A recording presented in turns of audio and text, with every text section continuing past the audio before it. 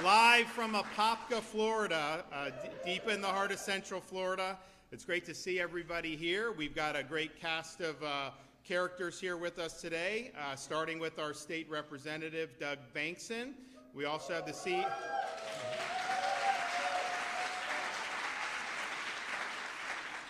CEO of Freeman Global Holdings and the author of Economic War Room, Kevin Freeman, who you'll hear from. State Senator Keith Truenow. And then Representatives Booth, Yakorsky, and Tremont, and I want to thank them for being in attendance.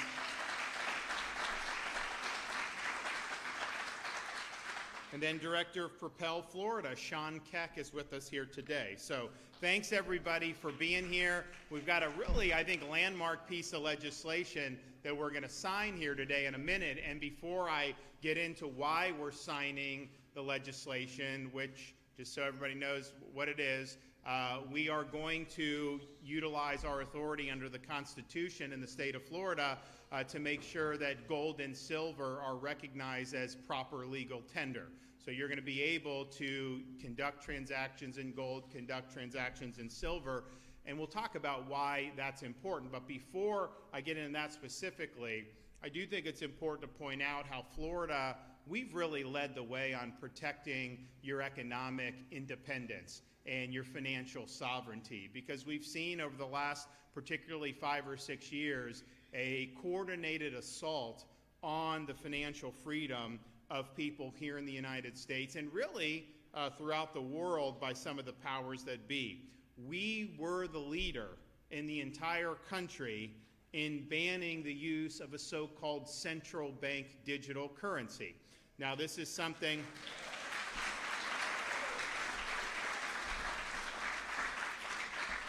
This was something that was being discussed by the Federal Reserve under the Biden administration. What it would do is, so the goal of it is to eliminate cash, force everything into a digital currency. This would be one controlled by the central bank. And why would they want to do that? Well, they have more agency over your financial independence if they do it. So we recognize it as a frontal assault on your economic freedom. They were thinking about maybe doing something through an administrative order. We made it be clear in Florida that'll be dead on arrival. We will not accept that. And Congress really, I think the idea is almost dead at this point because we led so forcefully against it. But why would they want to do a central bank digital currency? Well, it goes back to other things that we have fought, such as this whole ESG idea.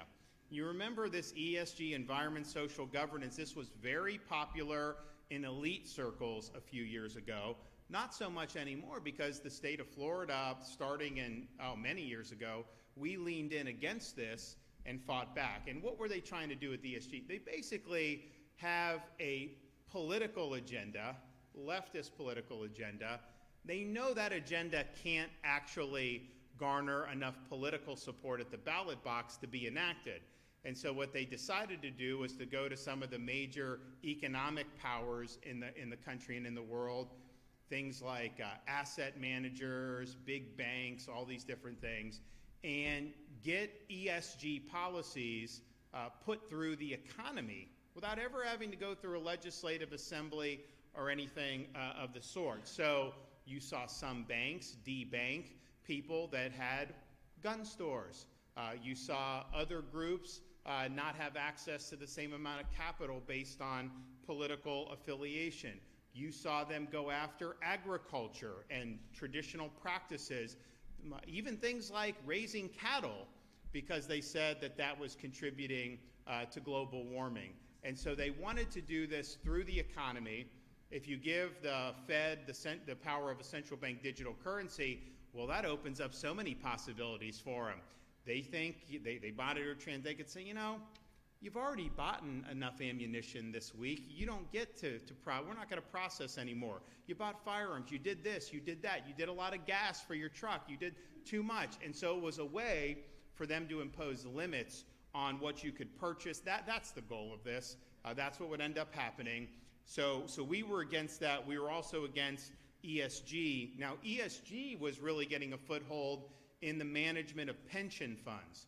So Florida, for example, we've got, well, the market's had some turmoil, but I mean, we've got usually, I think probably in the range of $240 billion under management in our state, under our state board of administration. What they wanted to do, and they would have the asset managers would impose these ESG policies so they wouldn't invest in companies who the ESG ideology deemed problematic. That is displacing what's best for the beneficiaries financially in favor of this ideological agenda. So we were the first state in the country to ban ESG from use in our pension funds. We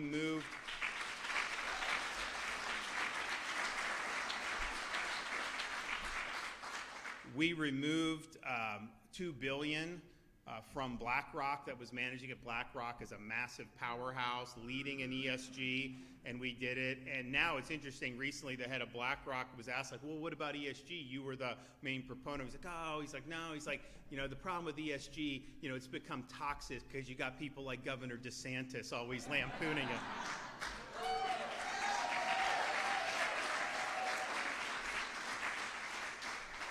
But the bottom line is, it was an attempt, whether it's CDBC, whether it's ESG, to use the levers of the economy to control your behavior, to try to change society in ways that they could never get support through the normal political process to do. And we really are happy that we led the fight against all of those things. And so when you're looking at things like gold and silver, the same people that push those bad policies, they would not want you doing things like gold and silver, because this gives you more independence. You won't need to be wedded to a fiat currency, and it really is very much in step with what we've been talking about in Florida for many years. So you have that movement to kneecap your financial independence that is being done through the economy. But then you also just have the specter of a Congress and a federal government that has been incapable of controlling the amount of money it's borrowing, printing, and spending. And this has been happening for many, many years. When I was, I guess I was probably in college, the turn of the century, the year 2000, the state of Florida's, or the national debt was about $5.6 trillion. So we ratified the Constitution in the late 1780s. George Washington took office in 1789, and so if you count from there till 2000, they racked up $5.6 trillion in debt. They fought a civil war, they fought 2 world wars, they had a Great Depression, they had a lot of stuff. Since the year 2000, we've gone from $5.6 trillion to almost $37 trillion in 25 years. And the trajectory now is for, in 10 years, us to be about $56 trillion in debt. We saw what happened during the financial crisis when they printed a lot of money, and they said it was emergency, QE, and then they just kept doing it for the next decade. And then COVID hit, and they did the same thing. And so this is the Federal Reserve making your money less valuable. This is Congress with its borrowing and spending. And, you know, people will talk about, like, you know, taxes and this. Inflation is a tax. When your money becomes less valuable, that's no different in outcome than if Congress were to simply just directly tax you. It's less transparent, it's more indirect, but it is having the same exact impact. And so when they do deficit spending of $2 trillion, and they say, well, you know, we don't want to raise taxes, and I'm not arguing for that either. I'm arguing for lowering spending. But just understand, that $2 trillion deficit is a tax on you. It works its way through the economy. There's no free lunch, and that's what ends up happening. And it's a little frustrating. You know, Elon Musk went into this Doge effort. He was getting lampooned. I mean, like, they're firebombing his Tesla dealerships. Media smearing him relentlessly. His businesses suffered, all this stuff, because he basically said, look, we can't keep doing this, and we need to moderate and reduce the amount of money that the federal government is spending. And yet, we have a Republican Congress, and to this day, we're in the end of May, past Memorial Day, and not 1 cent in Doge cuts have been implemented by the Congress. That's one of the reasons why we need a balanced budget amendment to the U.S. Constitution.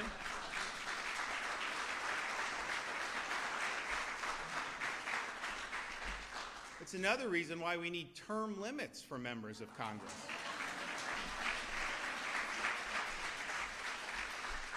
But I think what you've seen with how, and I kind of said this early on, that Doge and Elon were on a collision course with the swamp. And the question is, what would happen? And I don't think there's any question that Doge fought the swamp, and so far the swamp has won. And that's just unfortunate, but I don't think you can look at this any other way. So this is hardwired into how the people in Washington are borrowing and spending your money. But it has huge implications for the viability of our economy, our country, and everything going forward. And, you know, don't tell me it can't be done. When I became governor, so if you look at, Florida's been a state for 180 years, if you look at all the debt that's been accumulated over our entire history of statehood, just since I've been governor, we've paid off 41% of it. And we're doing more every day. So that's not adding to debt, that's reducing debt. We have the lowest per capita debt of any state in the country, and if you looked at what your share as a Florida resident is for our outstanding state debt, it's about $400 a person. What is your outstanding share for the U.S. federal debt? It's like $105,000 a person and escalating. Ours is declining. You also look at Florida, we have the lowest number of state employees per capita. Don't have a big bureaucracy. We are also the second lowest in terms of spending per capita of all the 50 states. We have no income tax. We have the second lowest state tax burden of any state in the country. And we're even going to take a chunk out of local because we're going to give you relief on these property taxes. We're going to get that done.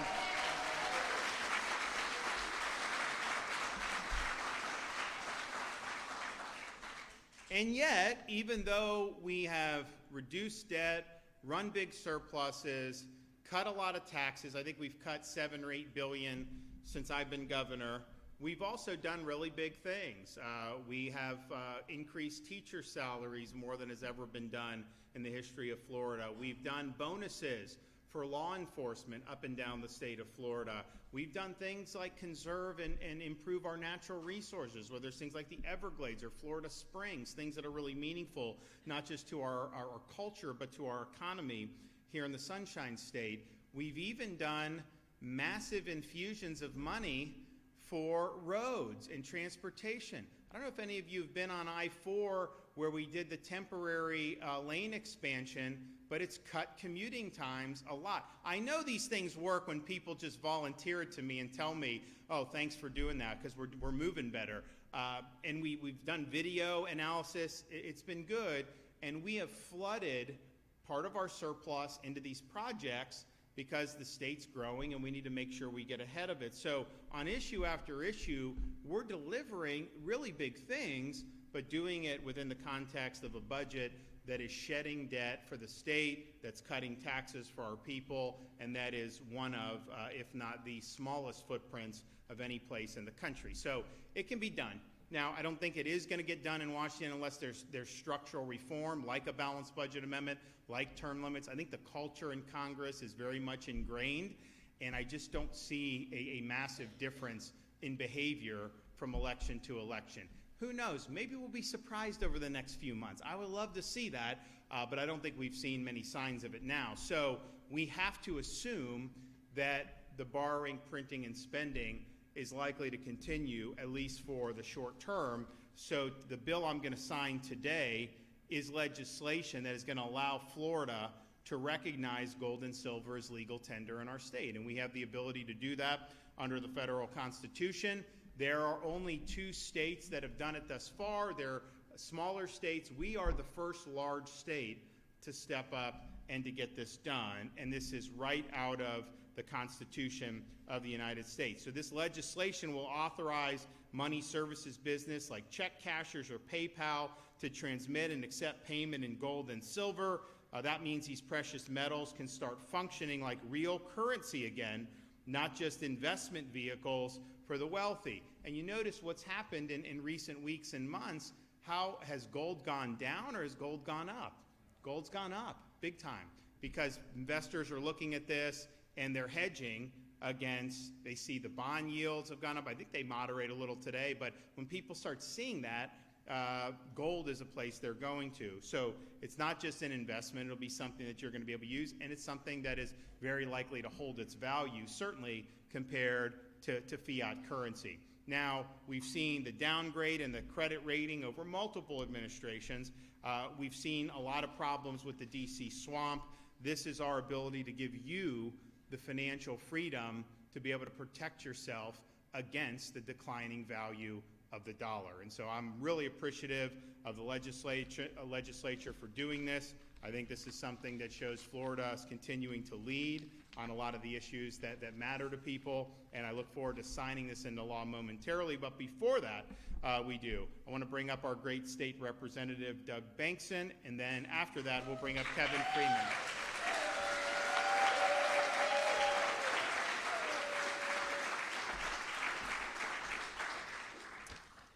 Thank you, Governor. Wow, aren't you thankful to live in the state of Florida? This is great. Now, being a pastor and a politician, I promise this will be brief and no offerings. So, when we first went to Tallahassee, one of the things that they said was, don't fall in love with your bills. So I said, well, then I'm deep and abiding like. Because this one, really, when this came to me, it grabbed a hold of my heart because it affects so many lives. For over 190 years, gold and silver backed our currency. It was our money. However, in 1971, President Nixon removed the dollar from the gold standard. Since then, we've seen over a 90% decrease in its buying power. One of the illustrations that I've used with people and used in committee and with different representatives, if you bought a home in 1979, the average cost was $75,000. Those were the days. If you bought that same home, that same product now, it would be $531,000.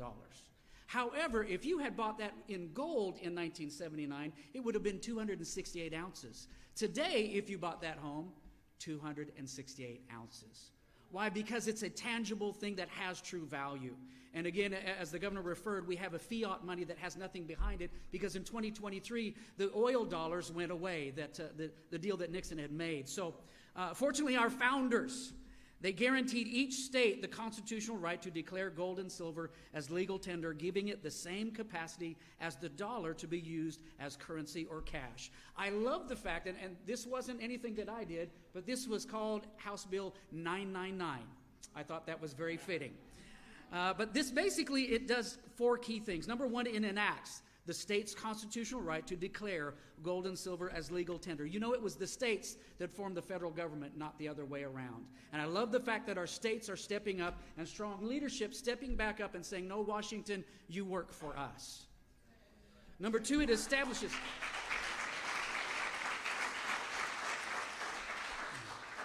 Number two, it establishes the framework for depositories within the state of Florida with all the checks and balances, independent auditing, and fully insured holdings. We've all heard of FDIC. It only insures up to $250,000, but this structure will fully insure all of those holdings. Number three, it enables gold and silver as a standard weight and purity to be accessed by electronic transaction or a debit card, making it a truly functional currency. And finally, number four, it ensures the right between willing parties to transact legally with gold and silver. So simply put, it brings opportunity without obligation, fiscal stability and security, relief to the taxpayer. Can I get an amen? And will once again help Florida lead the way, becoming the gold standard for economic freedom and opportunity. You know, you can't do this without thanking the team because this is a team sport, and I love the team. First of all, I want to thank publicly Kevin Freeman, Mike Carter. You guys are just champions. And this is where the idea initially came to me. Someone sent me, Art Alley, I think he's here somewhere in the room, sent me the transcript to your new book that now is published. And as I read through that and I saw that we had this opportunity in the Constitution to enact this, I immediately wrapped my heart around it. We reached out to you and you came and began to share this with our legislators here. And so thank you so much. And Marnie, I mean, you're the class of this act right here. That's Kevin's wife. Thank you for being here and all that you have done across the nation to put this forward. Senator Rodriguez, she's not able to be here. I believe her aide is. But it's exciting to work together across on the other side, with the Senate and see something great come. In fact, we passed 2 bills. You've already signed one, the tag flipping bill, if you've heard of that one. I also want to thank Representative Chip LaMarca. You know, when I came in as a freshman, I looked for someone who had some class and some clout that could help me sell this bill all across the room. And Chip LaMarca stepped up. He heard about the bill. He believed in it. And Chip, I know he's with his family celebrating 50 years of his uncle being a priest. And so they're all doing that today. I also want to thank that our House and Senate leadership both said, let's go. Gave us a green light to keep moving forward. You know, with all of the things going on right now, this is about the people. And I believe they saw that. In fact, we ended up getting 100% support on both sides of the aisle, 100% vote to get this across the finish line.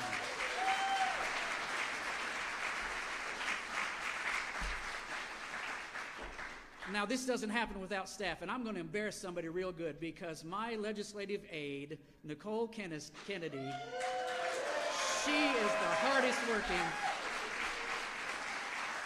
Listen, we get to stand up here, but they're really doing the work behind the scenes to make it happen. I want to thank my church who allows me to go and serve the people, the things that are important for our state. 22 million people. It's a responsibility, and I love freedom and I love liberty. But most of all, I want to thank my family, my sweet wife, Jerry. She's right there. Give her a hand, please. I'm nothing without that woman right there. My father's here, sons, different ones of the family, my sister back there, and brother-in-law. It takes your family supporting you in this. You know, if you're not ready for the slings and the arrows, you need to do something else. But the bottom line, what we fight for is worth the fight. There is a cause worth fighting for, and you have to do what's right. And, of course, I want to thank our wonderful governor. Aren't you thankful for this man?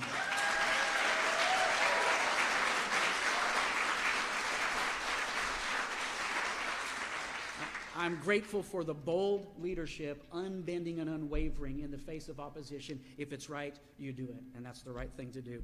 And finally, I want to thank God. You know,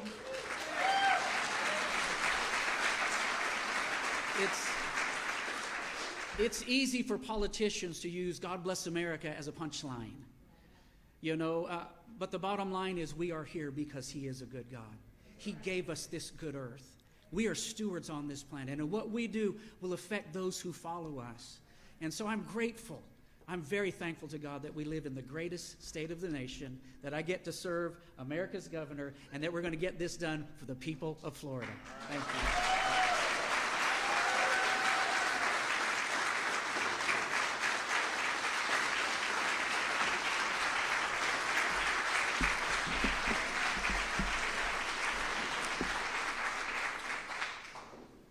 Well, good afternoon, and thank you, Governor, and thank you, Representative Bankson. It's an honor to be here in the free state of Florida for HB 999, a new law that can truly bless real people. It was more than 50 years ago that my father came into my bedroom and said, President Nixon took us off the gold standard, and he warned of inflation, and since then the dollar has lost 90% of its purchasing power. What cost a dime then costs over $1 today. Think of a Hershey bar. It was 10 cents when I was 10 years old. But there is good news. With this signing, Governor DeSantis will make it possible for anyone to have their own personal gold and silver standard. By making precious metals transactional under state authority as required by the U.S. Constitution, Florida enters a new era of economic justice and real prosperity. This has been a dream of mine since I was 10 years old. This is why I became an economist. I've spoken about it, debated it, written about it, and 2 years ago, I shared this idea with your governor at Liberty University. Shortly after that, with his encouragement and inspiration, I wrote the book Pirate Money to explain how it might work. And a literal army of people came alongside, starting with my wife, Marnie, and my business partners, Mike Carter and Russell Lake, and fabulous prayer teams, Art Alley of Timothy Plan introduced me to legislators like Representative Bankson at the Governor's Club, and the wonderful people of Florida read the book and advanced the cause, making it happen. I can't take credit for the idea. It was the founders, based on their reading the Bible. You see, God hates dishonest weights and measures. He wants money to be fair for all people. And with the way the federal government racks up debt and creates money from nothing, it has been far from fair. This law, once signed, will give people a choice in how they hold their money and how they spend their money. It's going to open amazing doors for Florida, and it'll provide security for all Americans. Arkansas and Missouri have passed similar legislation, and the Texas Senate is voting today, with Louisiana and Ohio and others possible. But this legislation is groundbreaking. It's comprehensive, and it's powerful. Every state can make gold and silver legal tender, and with modern technology, you can spend it with a debit card, allowing for use for everyday transactions. Governor DeSantis, you're a true leader, and this legislation is groundbreaking. This is patriot. It's a patriot money movement that may answer the question, what's in your wallet? For me, and many of you Floridians, we can now say gold and silver. This is pirate money. Congratulations. All right. Arg! Stay up here. You guys want to come?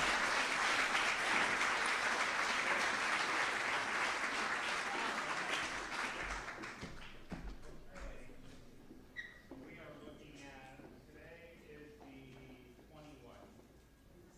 22nd?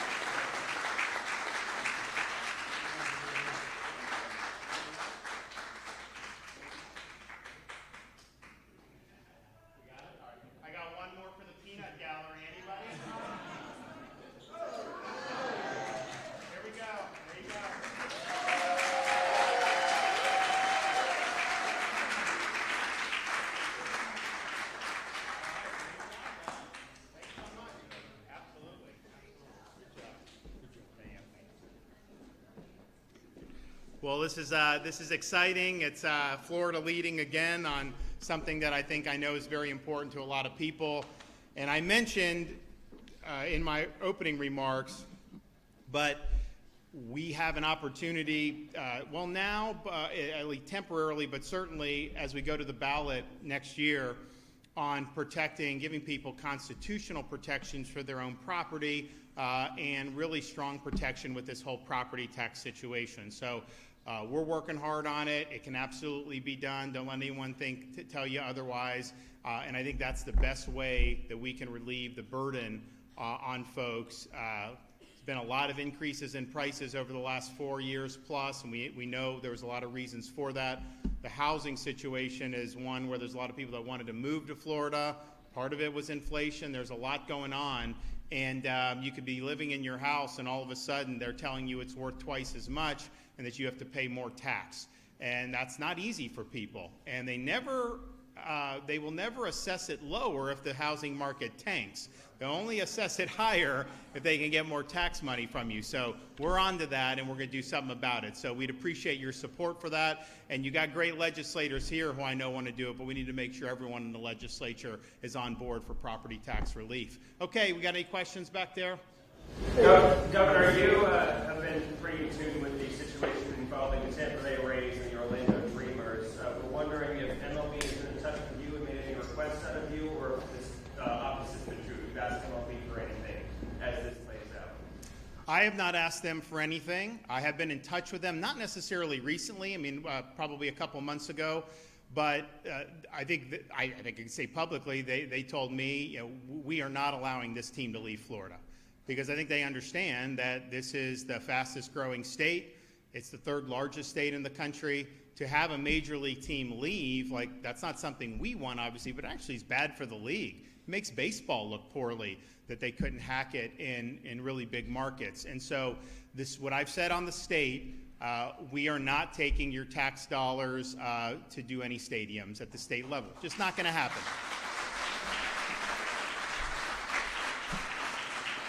Now, having said that, there are things that is appropriate for the state to do. For example, if someone buys the team and they want to build a nice new stadium, they can work with whatever local city and county if they want.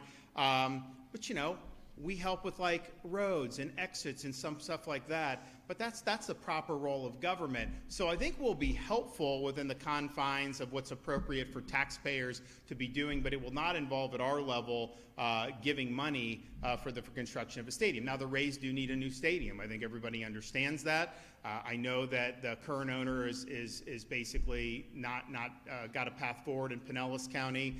I think that the goal would be, if there's a new owner, to then have an ability to do a stadium in a place that would be economically viable. And I think you can do it. I absolutely think it can work. We've now become the hockey capital of the world in the state of Florida. I mean, it's incredible. So you got the Panthers, they're lighting it up. I think they're up, 3-1, or they're up in that series big.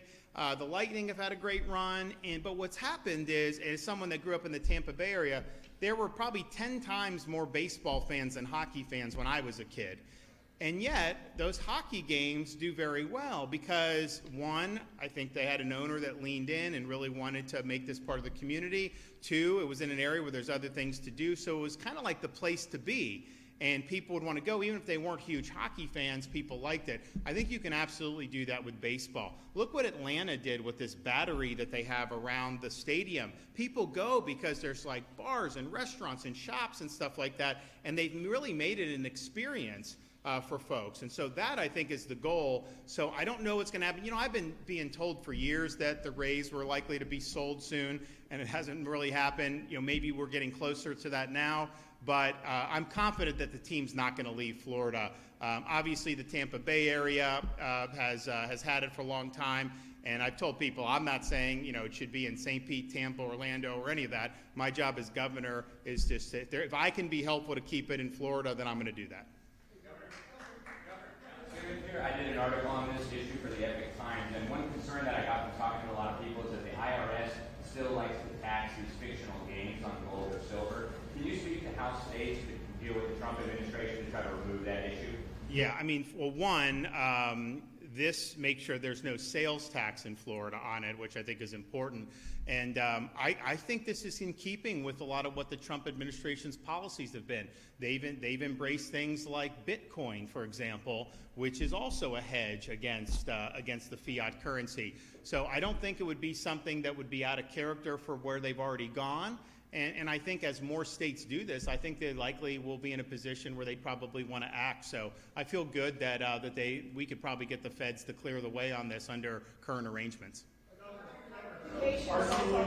Action. What's the next step in the state to make it fractional, transactional, and so on, as Kevin mentioned? Do you want to address that? So basically, if Doug, you want to come and talk about the bill. We have to do a regulatory rule on this, and so that'll be done. And then these guys in the House and Senate have to approve that, which they will likely do, next January. And so we're looking at this being live no later than July 1st of 2026. But there will be some things that go into that. Yeah, you basically hit it there. Bottom line is we gave within the bill the guidelines for Office of Finance Regulation. And what the bill requires is for them to give us then their framework, bring it back to us, that then we can ratify this next fall when we're back. And then from there, yes, there's a runway to allow for the technical side of things to work out all the bugs before it goes live. At the same time, at that point, we may have the ability to pull that back. I'm hopeful, Governor, to move that back to at least April 15th. That day might be a good day to move this back. So. At the national level, we're hearing about very concerned about our educational institutions here in Florida. We're hearing controversy about it. We want to hear your thoughts on what's happening here with the situation with higher education in Florida. Well, I can say we are #1 in the nation 8 years in a row in public university system. That's what you want to be.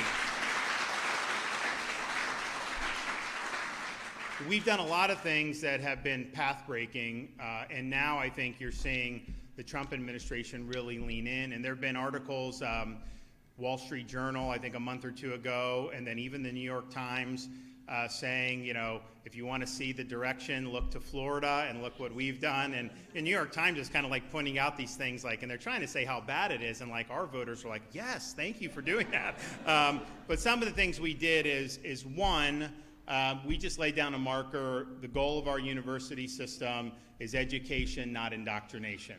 We are not going to go down the road of a Columbia University or some of these places which their whole academic programs have really been corrupted by ideology. We were the first state in the nation to eliminate DE&I from our public university system. We did that years ago.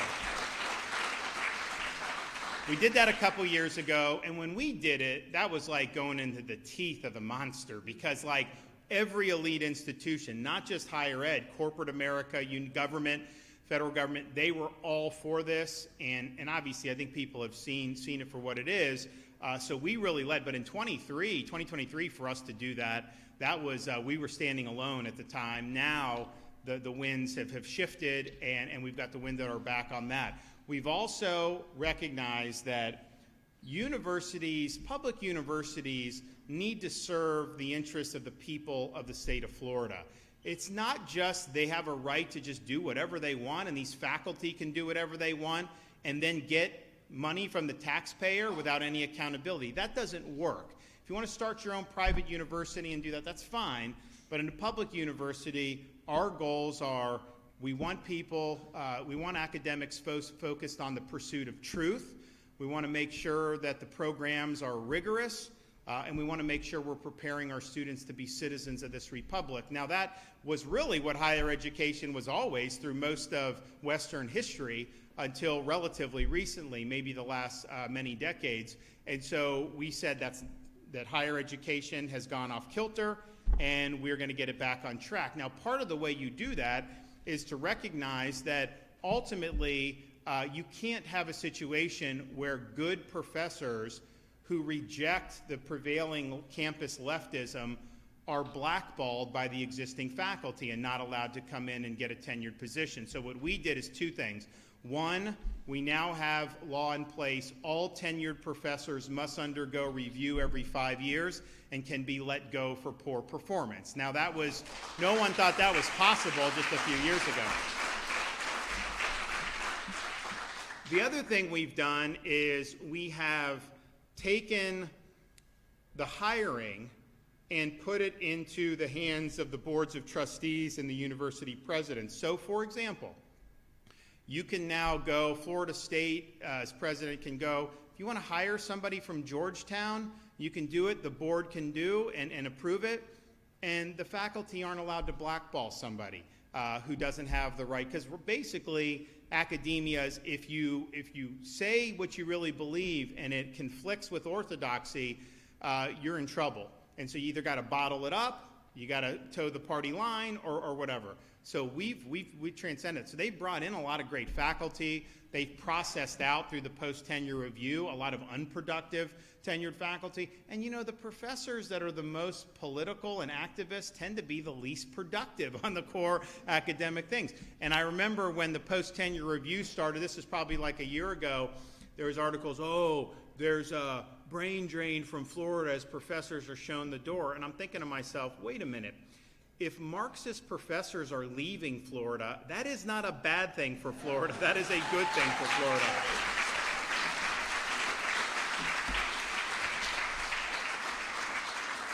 So